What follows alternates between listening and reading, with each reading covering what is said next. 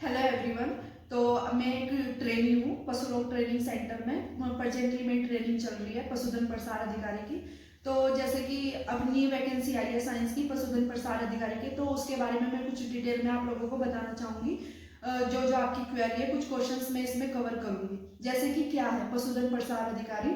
और ये एक पशुपालन विभाग के अंदर एक जॉब प्रोफाइल होता है जिसमें आप लोगों को पशु के लिए काम करना पड़ता है। फिर उसके बाद इसकी क्वालिफिकेशन क्या है, कौन कौन लोग इसको फिल कर सकते हैं। तो क्वालिफिकेशन में आपके पास 12th में पहले बायोलॉजी होनी चाहिए या एग्रीकल्चर से 12th होनी चाहिए आप लोगों की। फिर उसके बाद ग्रेजुएशन होनी चाहिए CBZ से, यानी कि केमिस्ट्री, बायोलॉजी और जूलॉजी से, या फिर आपकी हॉर्टिकल्चर या एग्रीकल्चर डिपार्टमेंट में आपकी ग्रेजुएशन कंप्लीट होनी चाहिए। जैसे कि अगर कोई नीट की प्रिपरेशन कर रहा है तो उसके रिगार्डिंग भी नीट में आपकी 12th वही बायोलॉजी से आप प्रिपरेशन कर रहे हो, लेकिन नीट की 12th के बाद आपकी ग्रेजुएशन कंप्लीट होनी चाहिए CBZ से, या फिर CBZ से या फिर एग्रीकल्चर से। नीट वाले फॉर्म तब फिल कर सकते हैं जब आपकी क्वालिफिकेशन विद ग्रेजुएशन हो। ट्रेनिंग के बारे में, तो इसमें ट्रेनिंग के रिगार्डिंग ये है कि इसमें ट्रेनिंग 2 साल की होती है, और एक आपकी ट्रेनिंग वहीं पे होती है पशु रोग ट्रेनिंग सेंटर में 1 साल की, और 1 साल की ट्रेनिंग फील्ड की होती है।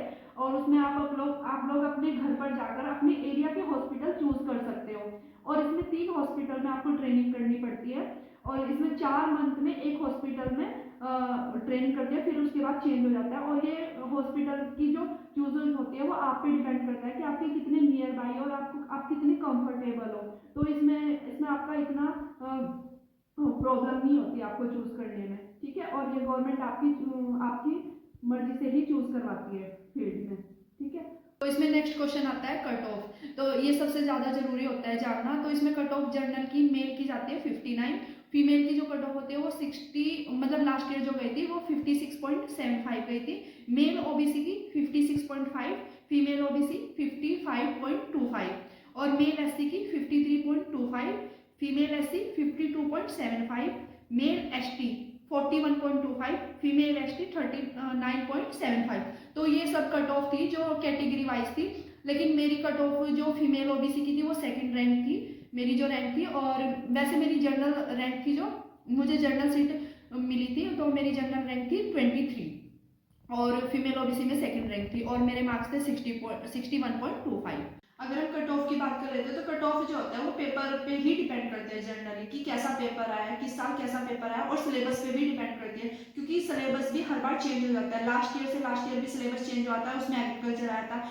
लास्ट ईयर जो सिलेबस था वो 11th 12th NCERT थी, केमिस्ट्री, बायोलॉजी, और इस बार भी सिलेबस चेंज हुआ है। तो पेपर पे ही डिपेंड करती है और सिलेबस पे डिपेंड करती है कट ऑफ।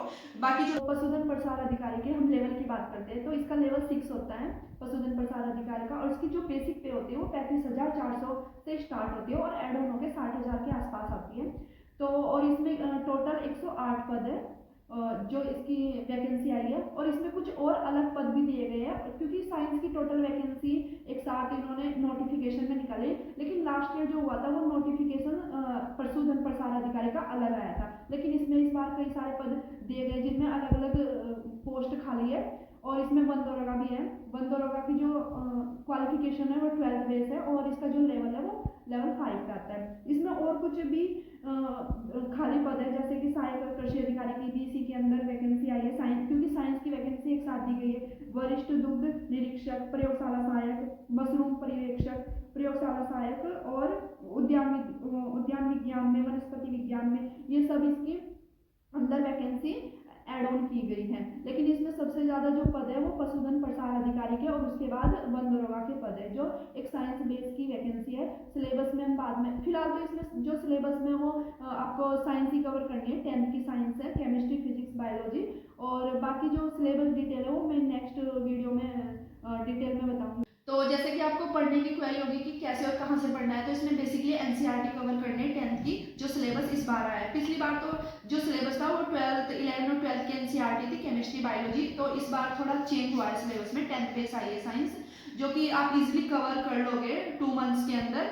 और अगर आपको और इसके बारे में कुछ भी जानना है, नोटिफिकेशन या कुछ भी डिटेल वीडियो जानना है, तो आप मुझे कमेंट कर सकते हो। और नोटिफिकेशन में क्या क्या सिलेबस है वो मैं डिस्क्रिप्शन में PDF अटैच कर दूंगी, तो आप वहां से देख लेना। Thank you so much.